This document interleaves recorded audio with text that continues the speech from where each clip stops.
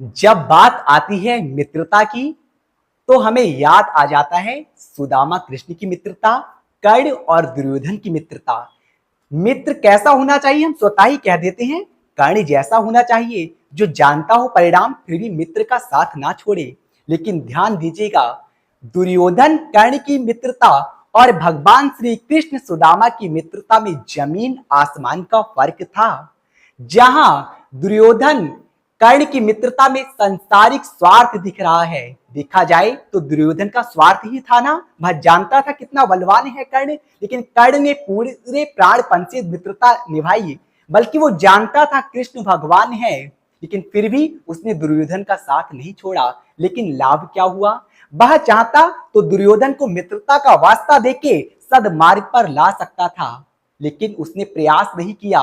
उसे लगा हो सकता है दुर्योधन को लगने लगे अरे यह तो मित्रद्रोही है, इसलिए उसने पूरे प्राणपण से मित्रता निभाई और अपने प्राणों का बलिदान भी दे दिया। लेकिन क्या लाभ हुआ? स्वयं के प्राण गए, बल्कि कृष्ण भगवान ने स्वयं उसका आह्वान किया, आओ मेरी शरण में। लेकिन उन्हें उन्हें ठोकर मार दी कृष्ण की शरण को।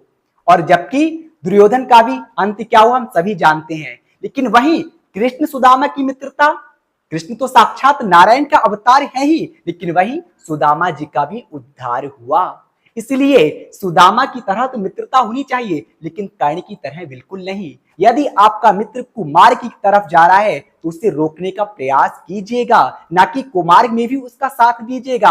आपका भी पतन होगा, मित्र का भी पतन होगा। मित्रता वह नहीं जो हर कार्य में साथ दे, मित्रता वह है जो मित्र को पतन के गर्त से निकालकर उत्थान के आसमान में ले जाए।